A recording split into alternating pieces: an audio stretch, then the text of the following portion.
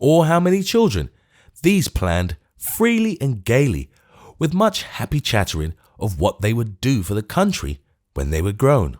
It was the eager happiness of the children and young people which first made me see the folly of that common notion of ours, that if life was smooth and happy, people would not enjoy it.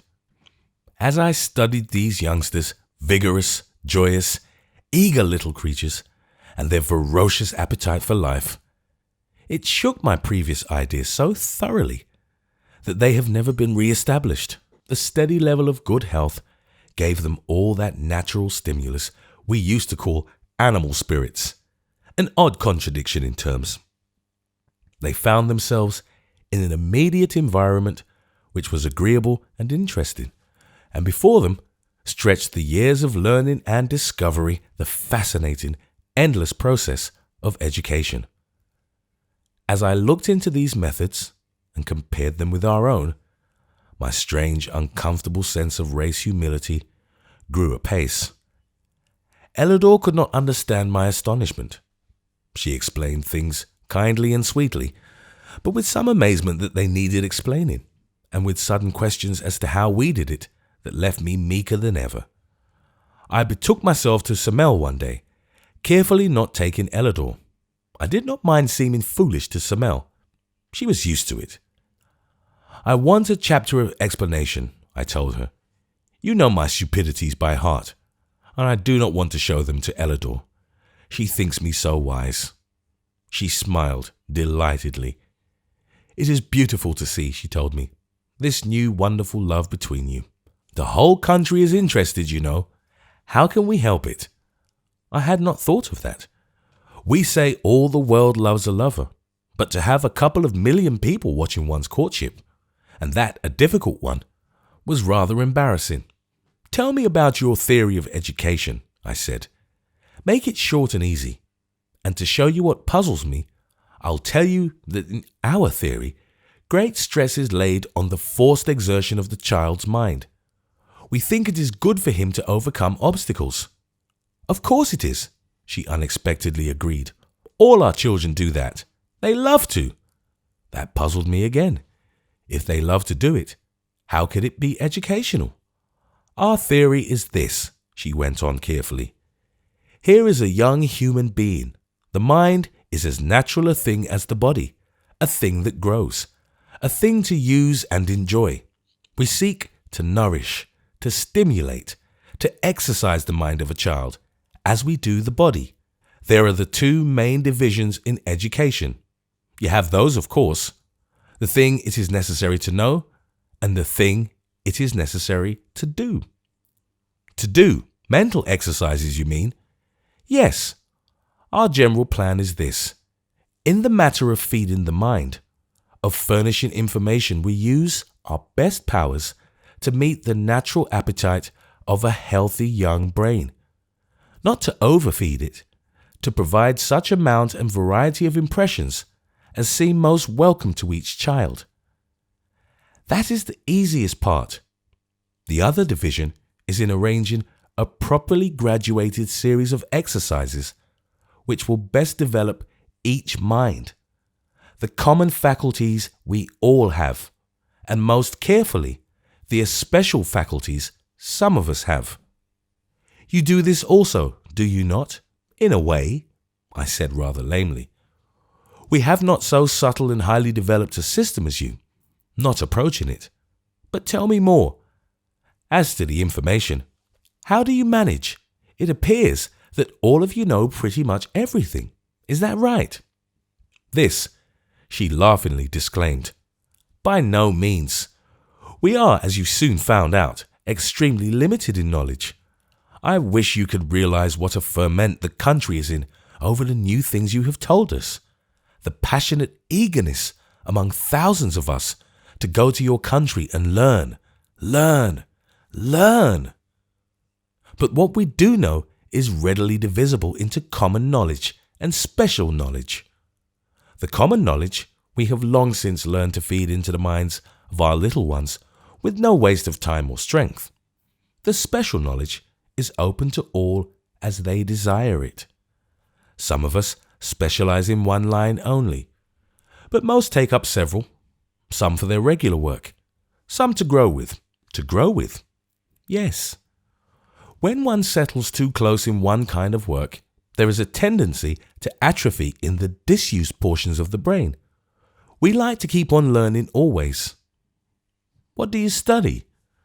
As much as we know of the different sciences, we have within our limits a good deal of knowledge of anatomy, physiology, nutrition, all that pertains to a full and beautiful personal life. We have our botany and chemistry and so on, very rudimentary but interesting. Our own history, with its accumulating psychology. You put psychology with history, not with personal life. Of course, it is ours. It is among and between us, and it changes with the succeeding and improving generations. We are at work, slowly and carefully, developing our whole people along these lines. It is glorious work, splendid, to see the thousands of babies improving, showing stronger, clearer minds, sweeter dispositions, higher capacities. Don't you find it so in your country? This I evaded flatly. I remembered the cheerless claim that the human mind was no better than its earliest period of savagery, only better informed. A statement I had never believed. We try most earnestly for two powers, Sommel continued, the two that seem to us basically necessary for all noble life, a clear, far-reaching judgment and a strong, well-used will. We spend our best efforts all through childhood and youth in developing these faculties, individual judgment and will. As part of your system of education, you mean? Exactly, as the most valuable part. With the babies, as you may have noticed, we first provide an environment which feeds the mind without tiring it. All manner of simple and interesting things to do, as soon as they are old enough to do them. Physical properties, of course, come first, but as early as possible, going very carefully not to tax the mind, we provide choices, simple choices, with very obvious causes and consequences. You've noticed the games. I had. The children seemed always playing something, or else, sometimes, engaged in peaceful researches of their own. I had wondered at first when they went to school, but soon found that they never did, to their knowledge. It was all education, but no schooling. We have been working for some 1600 years, devising better and better games for children, continued Sommel. I sat aghast. Devising games, I protested. Making up new ones, you mean? Exactly, she answered. Don't you? Then I remembered the kindergarten and the material devised by Signora Montessori, and guardedly replied, to some extent. But most of our games, I told her, were very old, came down from child to child, along the ages, from the remote past. And what is their effect? She asked. Do they develop the faculties you wish to encourage? Again, I remembered the claims made by the advocates of sports and again replied guardedly that was in part the theory. But do the children like it? I asked. Having things made up and set before them that way. Don't they want the old games? You can see the children, she answered. Are yours more contented? More interested? Happier? Then I thought, as in truth I never had thought before, of the dull, bored children I had seen, whining, what can I do now? Of the little groups and gangs hanging about, of the value of some one strong spirit who possessed initiative and would start something, of the children's parties and the onerous duties of the older people set to amuse the children, also of that troubled ocean of misdirected activity we call mischief, the foolish, destructive, sometimes evil things done by unoccupied children. No, said I grimly, I don't think they are. The Herland child was born not only into a world carefully prepared, full of the most fascinating materials and opportunities to learn, but into the society of plentiful numbers of teachers. Teachers born and trained, whose business it was to accompany the children along that, to us, impossible thing, the royal road to learning. There was no mystery in their methods. Being adapted to children, it was at least comprehensible to adults. I spent many days with the little ones, sometimes with Ellador, sometimes without, and began to feel a crushing pity for my own childhood and for all others that I had known. The houses and gardens planned for babies had in them nothing to hurt, no steers, no corners, no small loose objects to swallow, no fire, just a baby's paradise. They were taught as rapidly as feasible to use and control their own bodies, and never did I see such sure-footed, steady-handed, clear-headed little things.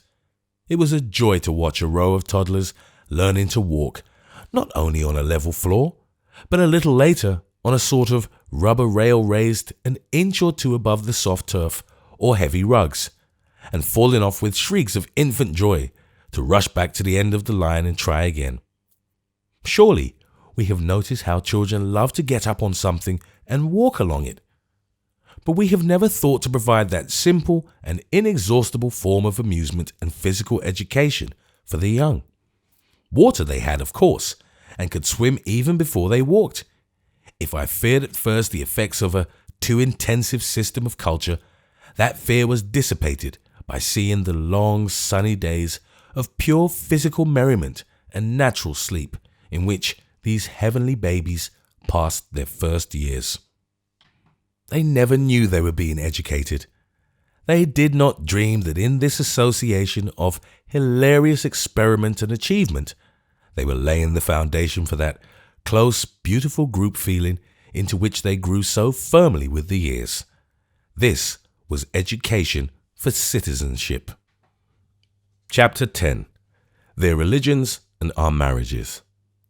It took me a long time, as a man, a foreigner, and a species of Christian, I was that as much as anything, to get any clear understanding of the religion of Herland. Its deification of motherhood was obvious enough, but there was far more to it than that, or at least than my first interpretation of that. I think it was only as I grew to love Ellador more than I believed anyone could love anybody, as I grew faintly to appreciate her inner attitude and state of mind, that I began to get some glimpses of this faith of theirs. When I asked her about it, she tried at first to tell me, and then, seeing me flounder, asked for more information about ours. She soon found that we had many, that they varied widely, but had some points in common. A clear, methodical, luminous mind had my Ellador, not only reasonable, but swiftly perceptive. She made a sort of chart, superimposing the different religions as I described them, with a pin run through them all, as it were, their common basis being a dominant power or powers and some special behavior, mostly taboos to please or placate. There were some common features in certain groups of religions, but the one always present was this power, and the things which must be done or not done because of it. It was not hard to trace our human imagery of the divine force up through successive stages of bloodthirsty, sensual, proud, and cruel gods of early times, to the conception of a common father with its corollary of a common brotherhood. This pleased her very much, and when I expatiated on the omniscience, omnipotence, omnipresence, and so on of our God, and of the loving kindness taught by his Son, she was much impressed. The story of the virgin birth naturally did not astonish her, but she was greatly puzzled by the sacrifice, and still more by the devil and the theory of damnation. When, in an inadvertent moment, I said that certain sects had believed in infant damnation and explained it, she sat very still indeed. They believed that God was love and wisdom and power. Yes, all of that.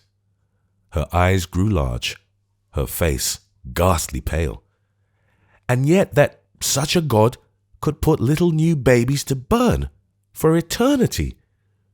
She fell into a sudden shuddering and left me, running swiftly to the nearest temple. Every smallest village had its temple, and in those gracious retreats sat wise and noble women, quietly busy at some work of their own until they were wanted, always ready to give comfort, light, or help to any applicant. Ellador told me afterward how easily this grief of hers was assuaged, and seemed ashamed of not having helped herself out of it. You see, we are not accustomed to horrible ideas, she said, coming back to me rather apologetically. We haven't any. And when we get a thing like that into our minds, it's like red pepper in your eyes. So I just ran to her, blinded and almost screaming, and she took it out so quickly, so easily. How? I asked, very curious.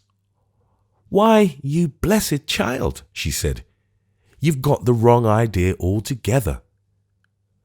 You do not have to think that there ever was such a God, for there wasn't, or such a happening, for there wasn't, nor even that this hideous false idea was believed by anybody, but only this, that people who are utterly ignorant will believe anything, which you certainly knew before.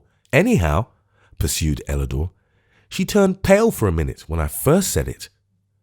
This was a lesson to me. No wonder this whole nation of women was peaceful and sweet in expression. They had no horrible ideas. Surely you had some when you began, I suggested. Oh yes, no doubt. But as soon as our religion grew to any height at all, we left them out, of course. From this, as from many other things, I grew to see what I finally put in words. Have you no respect for the past? For what was thought and believed by your foremothers? Why, no, she said. Why should we? They are all gone. They knew less than we do. If we are not beyond them, we are unworthy of them, and unworthy of the children who must go beyond us. This set me thinking in good earnest. I had always imagined, simply from hearing it said, I suppose, that women were by nature conservative. Yet these women, quite unassisted by any masculine spirit of enterprise, had ignored their past and built daringly for the future. Ellador watched me think. She seemed to know pretty much what was going on in my mind. It's because we began in a new way, I suppose. All our folks were swept away at once. And then, after that time of despair, came those wonder children, the first. And then the whole breathless hope of us was for their children, if they should have them. And they did. Then there was a period of pride and triumph, till we grew too numerous, and after that, when it all came down to one child apiece, we began to really work to make better ones. But how does this account for such a radical difference in your religion? I persisted. She said she couldn't talk about the difference very intelligently, not being familiar with other religions, but that theirs seemed simple enough. Their great mother spirit was to them what their own motherhood was, only magnified beyond human limits. That meant that they felt beneath and behind them an upholding, unfailing, serviceable love. Perhaps it was really the accumulated mother love of the race they felt, but it was a power. Just what is your theory of worship? I asked her. Worship? What is that? I found it singularly difficult to explain. This divine love which they felt so strongly did not seem to ask anything of them, any more than our mothers do, she said. But surely your mothers expect honor, reverence, obedience from you. You have to do things for your mothers, surely. Oh no, she insisted, smiling, shaking her soft brown hair. We do things from our mothers, not for them. We don't have to do things for them. They don't need it, you know. But we have to live on splendidly because of them. And that's the way we feel about God. I meditated again. I thought of that God of battles of ours, that jealous God, that vengeance is mine God. I thought of our world nightmare, hell. You have no theory of eternal punishment then, I take it? Ellador laughed. Her eyes were as bright as stars, and there were tears in them too. She was so sorry for me. How could we? She asked fairly enough. We have no punishments in life, you see, so we don't imagine them after death. Have you no punishments, neither for children nor criminals? Such mild criminals as you have, I urged. Do you punish a person for a broken leg or a fever? We have preventative measures and cures. Sometimes we have to send the patient to bed, as it were. But that's not a punishment. It's only part of the treatment, she explained. Then, studying my point of view more closely, she added, You see, we recognize in our human motherhood a great, tender, limitless, uplifting force, patience and wisdom, and all subtlety of delicate method. We credit God, our idea of God, with all that and more. Our mothers are not angry with us. Why should God be? Does God mean a person to you? This, she thought over a little. Why, in trying to get close to it in our minds, we personify the idea, naturally. But we certainly do not assume a big woman somewhere who is God. What we call God is a pervading power, an indwelling spirit, something inside of us that we want more of. Is your God a big man? She asked innocently. Why, yes, to most of us, I think. Of course we call it an indwelling spirit just as you do, but we insist that it is him, a person and a man, with whiskers. Whiskers? Oh yes, because you have them. Or do you wear them because he does? On the contrary, we shave them off because it seems cleaner and more comfortable. Does he wear clothes? In your idea, I mean. I was thinking over the pictures of God I had seen, rash advances of the devout mind of man, representing his omnipotent deity as an old man in a flowing robe, flowing hair, flowing beard, and in the light of her perfectly frank and innocent questions, this concept seemed rather unsatisfying. I explained that the God of the Christian world was really the ancient Hebrew God, and that we had simply taken over the patriarchal idea, that ancient one which quite inevitably clothed its thought of God with the attributes of the patriarchal ruler, the grandfather. I see, she said eagerly, after I had explained the genesis and development of our religious ideals. They lived in separate groups with a male head, and he was probably a little domineering. No doubt of that, I agreed. And we lived together without any head in that sense, just our chosen leaders. That does make a difference. Your difference is deeper than that, I assured her. It is in your common motherhood. Your children grow up in a world where everybody loves them. They find life made rich and happy for them by the diffused love and wisdom of all mothers. So it is easy for you to think of God in the terms of a similar diffused and competent love.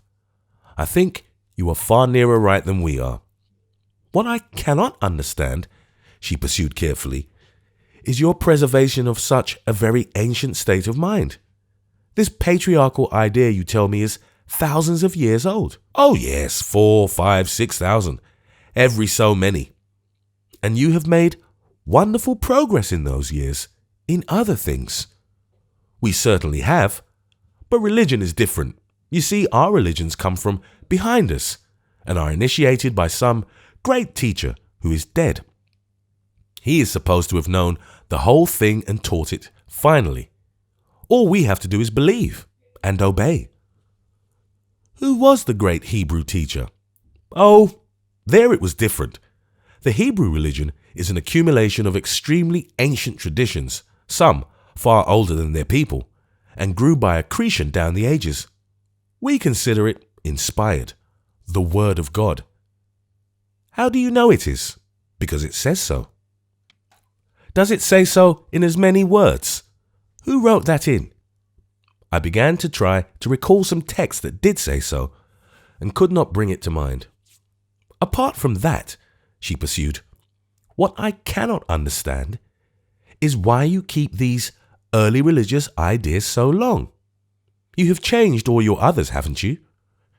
Pretty generally, I agreed. But this we call revealed religion and think it is final. But tell me more about these little temples of yours, I urged, and these temple mothers you run to. Then she gave me an extended lesson in applied religion, which I will endeavour to concentrate. They developed their central theory of a loving power and assumed that its relation to them was motherly, that it desired their welfare and especially their development. Their relation to it, similarly, was filial, a loving appreciation and the glad fulfillment of its high purposes. Then, being nothing if not practical, they set their keen and active minds to discover the kind of conduct expected of them. This worked out in a most admirable system of ethics. The principle of love was universally recognized and used. Patience, gentleness, courtesy, all that we call good breeding, was part of their code of conduct. But where they went far beyond us was in the special application of religious feeling to every field of life. They had no ritual, no little set of performances called divine service, save those religious pageants I have spoken of, and those were as much educational as religious, and as much social as either. But they had a clear, established connection between everything they did and God. Their cleanliness, their health, their exquisite order, the rich, peaceful beauty of the whole land, the happiness of the children, and above all, the constant progress they made. All this was their religion. They applied their minds to the thought of God and worked out the theory that such an inner power demanded outward expression. They lived as if God was real and at work within them. As for those little temples everywhere, some of the women were more skilled, more temperamentally inclined in this direction than others. These, whatever their work might be, gave certain hours to the temple service, which meant being there with all their love and wisdom and trained thought, to smooth out rough places for anyone who needed it. Sometimes it was a real grief, very rarely a quarrel, most often a perplexity. Even in Herland, the human soul had its hours of darkness. But all through the country, their best and wisest were ready to give help.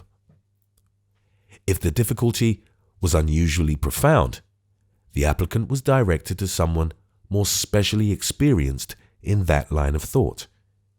Here was a religion which gave to the searching mind a rational basis in life, the concept of an immense, loving power working steadily out through them toward good.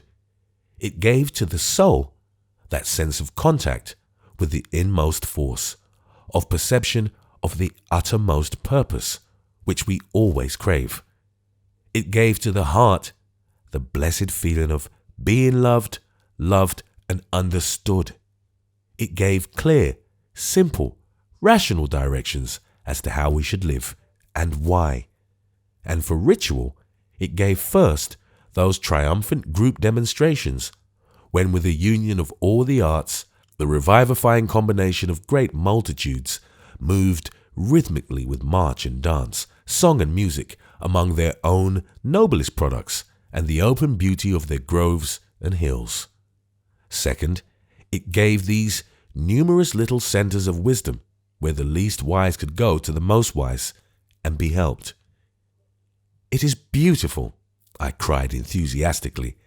"It is the most practical, comforting, progressive religion I ever heard of. You do love one another. You do bear one another's burdens. You do realize that a little child is a type of the kingdom of heaven. You are more Christian than any people I ever saw. But how about death and the life everlasting? What does your religion teach about eternity?" "Nothing," said Ellador. "What is eternity? What indeed?"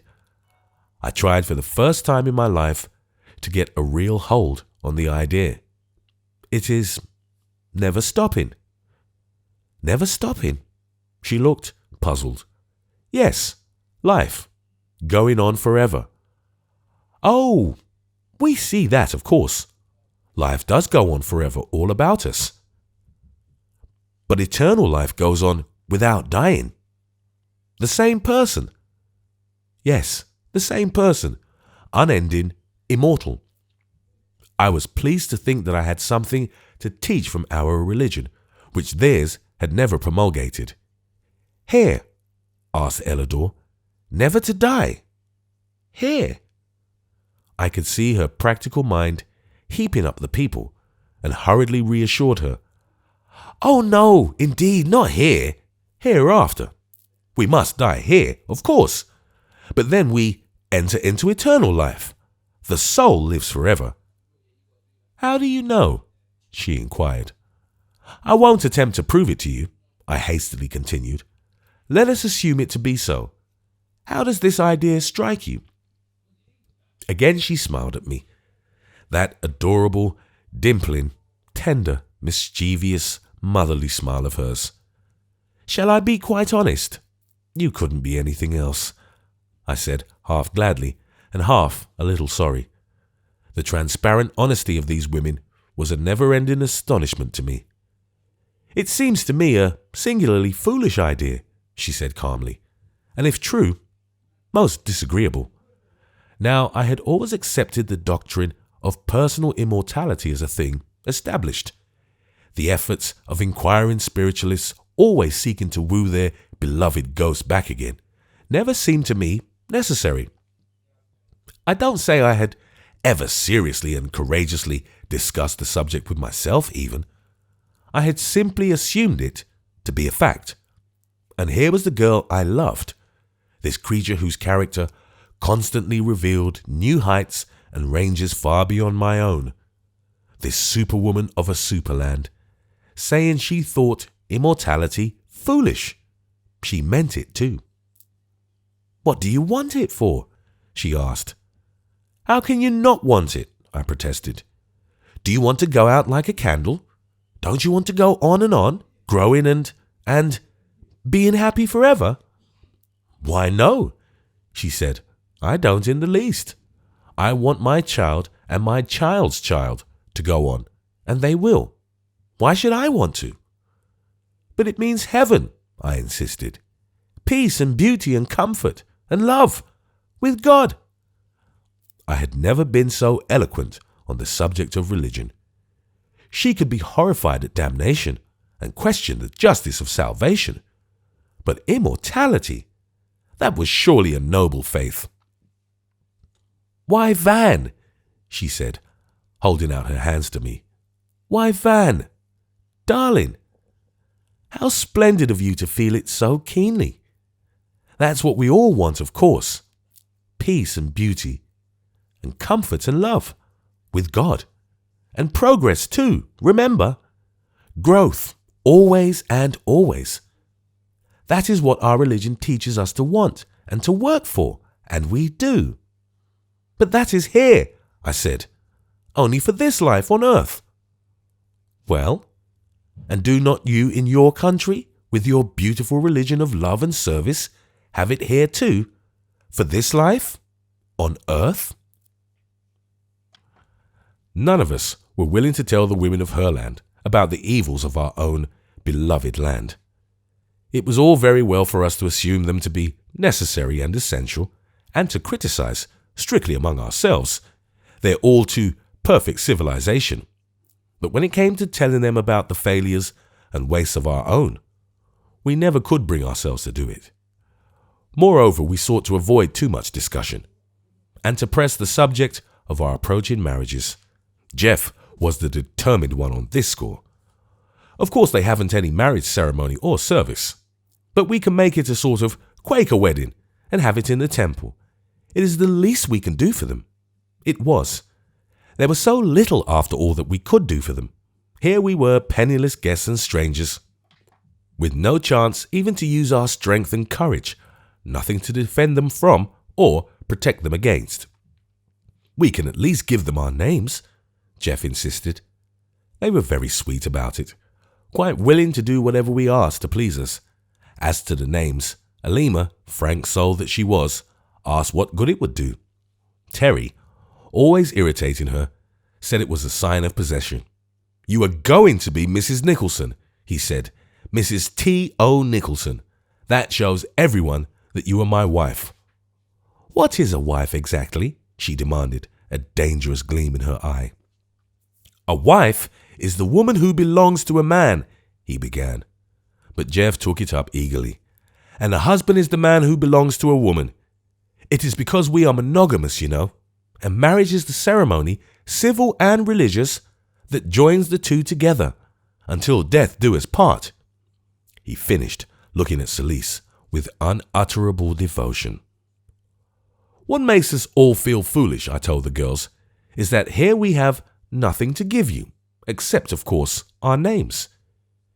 "Do your women have no names before they are married?" Celise suddenly demanded. "Why, yes," Jeff explained.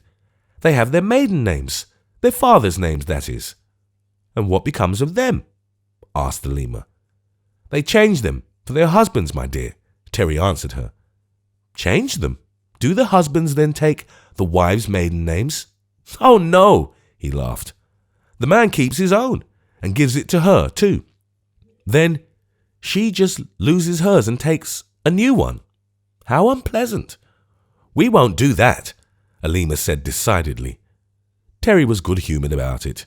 "I don't care what you do or don't do so long as we have that wedding pretty soon," he said, reaching a strong brown hand after Alima's quite as brown and nearly as strong. "As to giving us things, of course we can see that you'd like to, but we are glad you can't," Celise continued. "You see, we love you just for yourselves. We wouldn't want you to pay anything. Isn't it enough to know that you are loved personally and just as men?"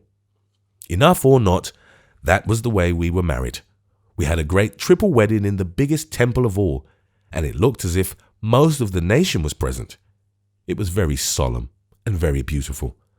Someone had written a new song for the occasion, nobly beautiful, about the new hope for their people, the new tie with other lands, brotherhood as well as sisterhood, and, with evident awe, fatherhood. Terry was always restive under their talk of fatherhood. "Anybody'd think we were high priests of philoprogenitiveness," he protested. "These women think of nothing but children, seems to me. We'll teach 'em." He was so certain of what he was going to teach, and Alima so uncertain in her moods of reception, that Jeff and I feared the worst. We tried to caution him. Much good that did. The big, handsome fellow drew himself up to his full height, lifted that great chest of his, and laughed. "There are 3 separate marriages," he said. "I won't interfere with yours, nor you with mine." So the great day came, and the countless crowds of women, and we 3 bridegrooms, without any supporting best men or any other men to back us up, felt strangely small as we came forward. Somel and Zava and Modine were on hand. We were thankful to have them too. They seemed almost like relatives. There was a splendid procession, wreath-in dances, the new anthem I spoke of, and the whole great place pulsed with feeling, the deep awe, the sweet hope, the wondering expectation of a new miracle. "There has been nothing like this in the country since our motherhood began," Somel said softly to me, while we watched the symbolic marches. "You see, it is the dawn of a new era. You don't know how much you mean to us. It is not only fatherhood, that marvelous dual parentage to which we are strangers, the miracle of union in life-giving, but it is brotherhood.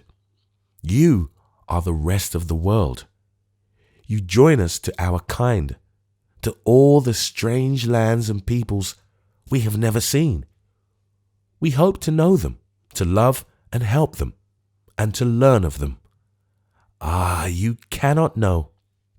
Thousands of voices rose in the soaring climax of that great hymn of the coming life. By the great altar of motherhood, with its crown of fruit and flowers, stood a new one, crowned as well, before the great overmother of the land and her ring of high temple counselors, before that vast multitude of calm-faced mothers and holy-eyed maidens, came forward our own 3 chosen ones, and we, 3 men alone in all that land, joined hands with them and made our marriage vows. Chapter 11. Our difficulties. We say marriage is a lottery. Also, marriages are made in heaven, but this is not so widely accepted as the other. We have a well-founded theory that it is best to marry in one's class, and certain well-grounded suspicions of international marriages, which seem to persist in the interests of social progress rather than in those of the contracting parties. But no combination of alien races, of color, of caste, or creed was ever so basically difficult to establish as that between us, 3 modern American men, and these 3 women of Herland. It is all very well to say that we should have been frank about it beforehand. We had been frank. We had discussed, at least Ellador and I had, the conditions of the great adventure, and thought the path was clear before us. But there are some things one takes for granted, supposes are mutually understood, and to which both parties may repeatedly refer without ever meaning the same thing. The differences in the education of the average man and woman are great enough, but the trouble they make is not mostly for the man. He generally carries out his own views of the case. The woman may have imagined the conditions of married life to be different, but what she imagined, was ignorant of, or might have preferred, did not seriously matter. I can see clearly and speak calmly about this now, writing after a lapse of years full of growth and education. But at the time, it was rather hard sledding for all of us, especially for Terry. Poor Terry. You see, in any other imaginable marriage among the peoples of the earth, whether the woman were black, red, yellow, brown, or white, whether she were ignorant or educated, submissive or rebellious, she would have behind her the marriage tradition of our general history. This tradition relates the woman to the man. He goes on with his business, and she adapts herself to him and to it. Even in citizenship, by some strange hocus-pocus, that fact of birth and geography was waved aside, and the woman automatically acquired the nationality of her husband. Well, here were we, 3 aliens in this land of women. It was small in area, and the external differences were not so great as to astound us. We did not yet appreciate the differences between the race mind of this people and ours. In the first place, they were a pure stock of 2,000 uninterrupted years, where we have some long connected lines of thought and feeling, together with a wide range of differences, often irreconcilable. These people were smoothly and firmly agreed on most of the basic principles of their life, and not only agreed in principle, but accustomed for these 60-odd generations to act on those principles. This is one thing which we did not understand, had made no allowance for. When in our premarital discussions, one of those dear girls had said, "We understand it thus and thus," or "We hold such and such to be true," we men, in our own deep-seated convictions of the power of love, and our easy views about beliefs and principles, fondly imagined that we could convince them otherwise. What we imagined before marriage did not matter any more than what an average innocent young girl imagines. We found the facts to be different. It was not that they did not love us. They did, deeply and warmly. But there you are again. What they meant by love and what we meant by love was so different. Perhaps it seems rather cold-blooded to say we and they, as if we were not separate couples, with our separate joys and sorrows, but our positions as aliens drove us together constantly. The whole strange experience had made our friendship more close and intimate than it would ever have become in a free and easy lifetime among our own people. Also, as men, with our masculine tradition of far more than 2,000 years, we were a unit, small but firm, against this far larger unit of feminine tradition. I think I can make clear the points of difference without a too painful explicitness. The more external disagreement was in the matter of the home and the housekeeping duties and pleasures we, by instinct and long education, supposed to be inherently appropriate to women. I will give two illustrations, one a way up and the other a way down, to show how completely disappointed we were in this regard. For the lower one, try to imagine a male ant coming from some state of existence where ants live in pairs, endeavoring to set up housekeeping with a female ant from a highly developed ant hill. This female ant might regard him with intense personal affection, but her ideas of parentage and economic management would be on a very different scale from his. Now, of course, if she was a stray female in a country of pairing ants, he might have had his way with her. But if he was a stray male in an ant hill, for the higher one, try to imagine a devoted and impassioned man trying to set up housekeeping with a lady angel, a real wings and harp and halo angel, accustomed to fulfilling divine missions all over interstellar space. This angel might love the man with an affection quite beyond his power of return or even of appreciation, but her ideas of service and duty would be on a very different scale from his. Of course, if she was a stray angel in a country of men, he might have had his way with her. But if he was a stray man among angels, Terry at his worst, in a black fury for which as a man I must have some sympathy, preferred the ant simile. More of Terry and his special troubles later. It was hard on Terry. Jeff always had a streak that was too good for this world. He's the kind that would have made a saintly priest in earlier times. He accepted the angel theory, swallowed it whole, tried to force it on us with varying effect. He so worshipped Celeste, and not only Celeste, but what she represented. He had become so deeply convinced of the almost supernatural advantages of this country and people that he took his medicine like I cannot say like a man, but more as if he wasn't one. Don't misunderstand me for a moment. Dear old Jeff was no milksop or mollycoddle either. He was a strong, brave, efficient man and an excellent fighter when fighting was necessary. But there was always this angel streak in him. It was rather a wonder, Terry being so different, that he really loved Jeff as he did. But it happened so sometimes in spite of the difference, perhaps because of it.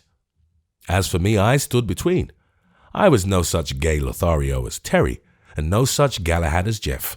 But for all my limitations, I think I had the habit of using my brains in regard to behavior rather more frequently than either of them.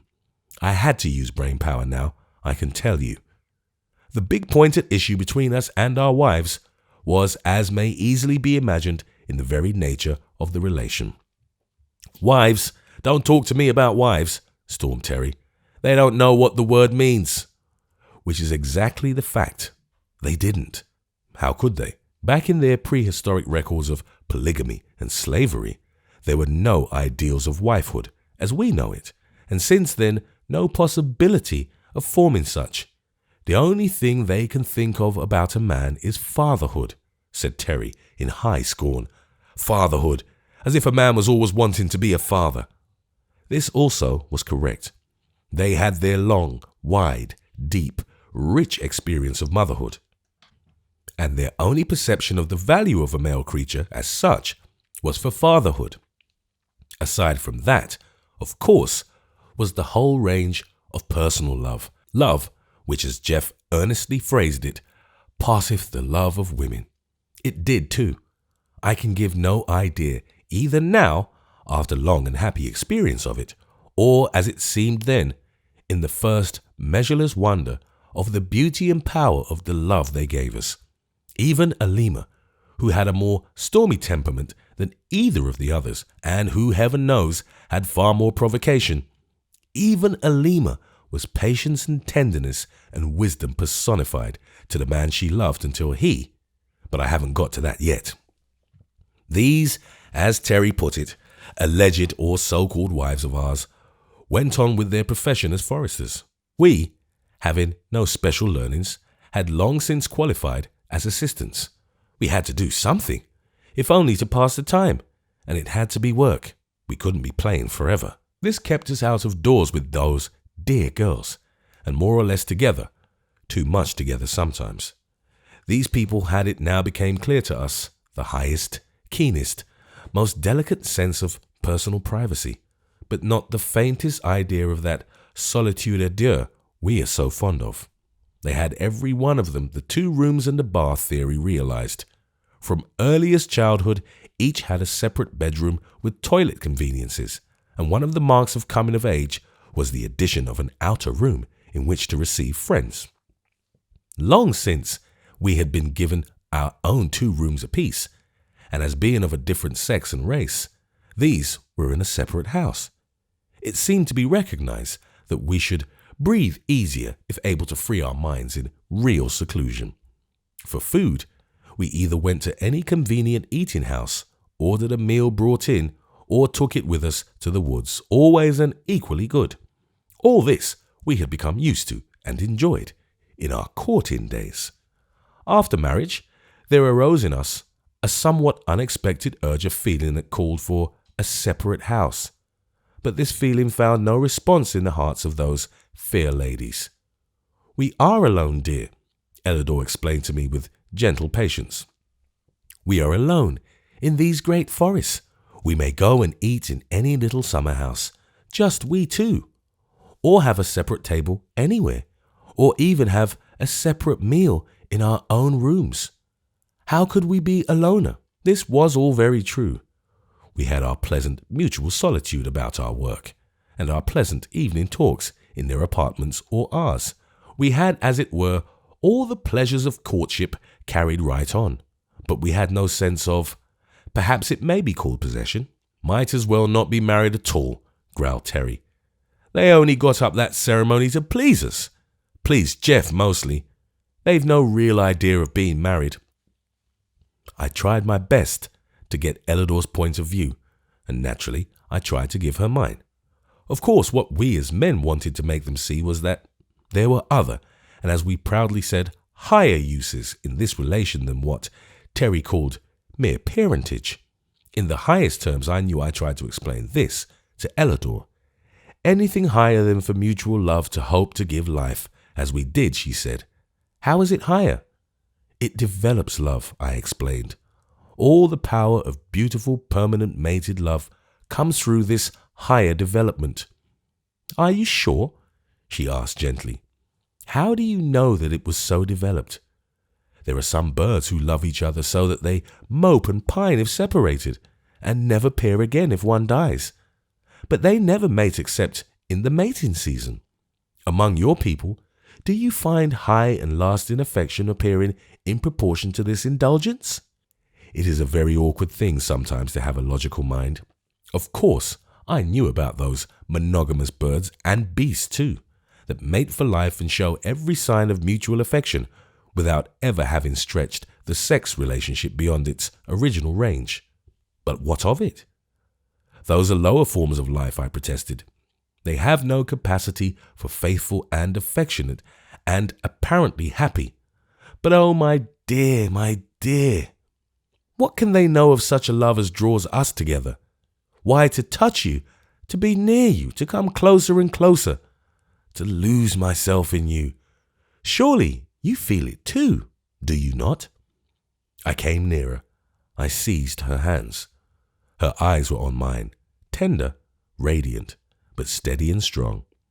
There was something so powerful, so large and changeless in those eyes, that I could not sweep her off her feet by my own emotion, as I had unconsciously assumed would be the case. It made me feel as one might imagine a man might feel who loved a goddess. Not a Venus, though. She did not resent my attitude, did not repel it, did not in the least fear it, evidently. There was not a shade of that timid withdrawal or pretty resistance which are so provocative. "You see, dearest," she said, "you have to be patient with us. We are not like the women of your country. We are mothers, and we are people. but we have not specialized in this line. We and we and we. It was so hard to get her to be personal. And as I thought that, I suddenly remembered how we were always criticizing our women for being so personal. Then I did my earnest best to picture to her the sweet, intense joy of married lovers and the resulting higher stimulus to all creative work. "Do you mean," she asked, quite calmly, as if I was not holding her cool, firm hands in my hot and rather quivering ones, "that with you, when people marry, they go right on doing this in season and out of season, with no thought of children at all?" "They do," I said with some bitterness. "They are not mere parents. They are men and women, and they love each other." "How long?" asked Ellador rather unexpectedly. "How long?" I repeated, a little dashed. "Why, as long as they live." "There is something very beautiful in the idea," she admitted, still as if we were discussing life on Mars. "This climatic expression which, in all the other life forms, has but the one purpose, has with you become specialized to higher, purer, nobler uses. It has, I judge from what you tell me, the most ennobling effect on character. People marry not only for parentage, but for this exquisite interchange, and as a result, you have a world full of continuous lovers, ardent, happy, mutually devoted, always living on that high tide of supreme emotion which we had supposed to belong only to one season and one use. And you say it has other results, stimulating all high creative work. That must mean floods, oceans of such work, blossoming from this intense happiness of every married pair. It is a beautiful idea." She was silent, thinking. So was I. She slipped one hand free and was stroking my hair with it in a gentle, motherly way.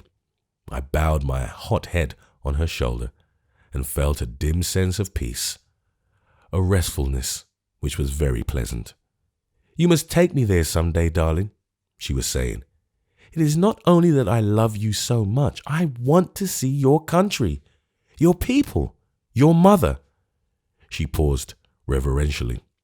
"Oh, how I shall love your mother." I had not been in love many times, but my experience did not compare with Terry's. But such as I had was so different from this that I was perplexed and full of mixed feelings. Partly a growing sense of common ground between us, a pleasant, rested, calm feeling, which I had imagined could only be attained in one way, and partly a bewildered resentment because what I found was not what I had looked for. It was their confounded psychology. Here they were with this profound, highly developed system of education, so bred into them that even if they were not teachers by profession, they all had a general proficiency in it. It was second nature to them. And no child stormily demanding a cookie between meals was ever more subtly diverted into an interest in house building than was I when I found an apparently imperative demand had disappeared without my noticing it. And all the time, those tender mother eyes, those keen scientific eyes, noting every condition and circumstance, and learning how to take time by the forelock and avoid discussion before occasion arose. I was amazed at the results. I found that much, very much of what I had honestly supposed to be a physiological necessity was a psychological necessity, or so believed. I found, after my ideas of what was essential had changed, that my feelings changed also. And more than all, I found this, a factor of enormous weight. These women were not provocative. That made an immense difference. The thing that Terry had so complained of when we first came, that they weren't feminine, they lacked charm, now became a great comfort. Their vigorous beauty was an aesthetic pleasure, not an irritant.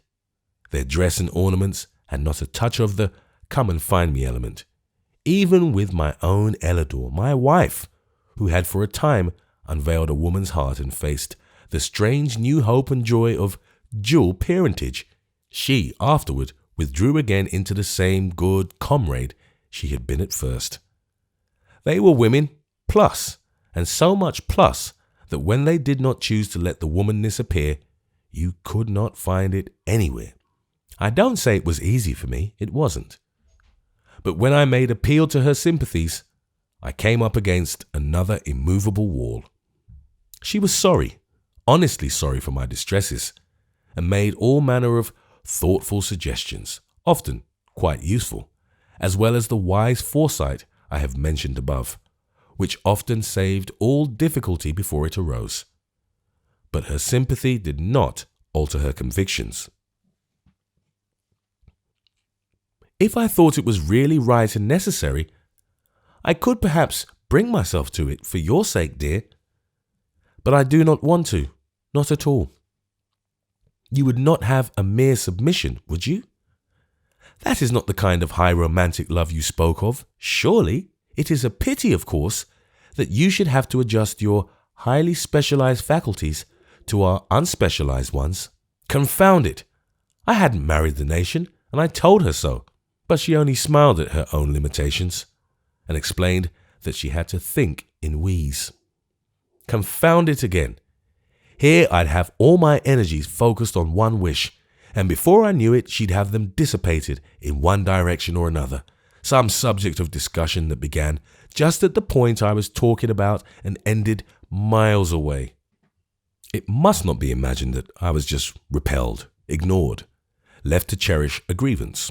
Not at all. My happiness was in the hands of a larger, sweeter womanhood than I had ever imagined. Before our marriage, my own ardor had perhaps blinded me to much of this. I was madly in love, with not so much what was there as with what I supposed to be there. Now I found an endlessly beautiful, undiscovered country to explore, and in it the sweetest wisdom and understanding. It was as if I had come to some new place and people with a desire to eat at all hours, and no other interest in particular, and as if my host, instead of merely saying, "You shall not eat," had presently aroused in me a lively desire for music, for pictures, for games, for exercise, for playing in the water, for running some ingenious machine, and in the multitude of my satisfactions, I forgot the one point which was not satisfied, and got along very well until mealtime. One of the cleverest and most ingenious of these tricks was only clear to me many years after, when we were so wholly at one on this subject that I could laugh at my own predicament then. It was this. You see, with us, women are kept as different as possible and as feminine as possible. We men have our own world, with only men in it. We get tired of our ultra-maleness and turn gladly to the ultra-femaleness. Also, in keeping our women as feminine as possible, we see to it that when we turn to them, we find the thing we want always in evidence. Well, the atmosphere of this place was anything but seductive. The very numbers of these human women, always in human relation, made them anything but alluring. When in spite of this, my hereditary instincts and race traditions made me long for the feminine response in Ellador, instead of withdrawing so that I should want her more, she deliberately gave me a little too much of her society, always defeminized, as it were. It was awfully funny, really. Here was I, with an ideal in mind, for which I hotly longed, and here was she, deliberately obtruding in the foreground of my consciousness a fact which I coolly enjoyed, but which actually interfered with what I wanted. I see now clearly enough why a certain kind of man, like Sir Almroth Wright, resents the professional development of women. It gets in the way of the sex ideal. It temporarily covers and excludes femininity. Of course, in this case, I was so fond of Ellador, my friend, of Ellador, my professional companion, that I necessarily enjoyed her society on any terms. Only when I had had her with me in her feminine capacity for a 16-hour day. I could go to my own room and sleep without dreaming about her, the witch. If ever anybody worked to woo and win and hold a human soul, she did, great superwoman that she was. I couldn't then half comprehend the skill of it, the wonder. But this I soon began to find, that under all our cultivated attitude of mind toward women, there is an older, deeper, more natural feeling, the restful reverence which looks up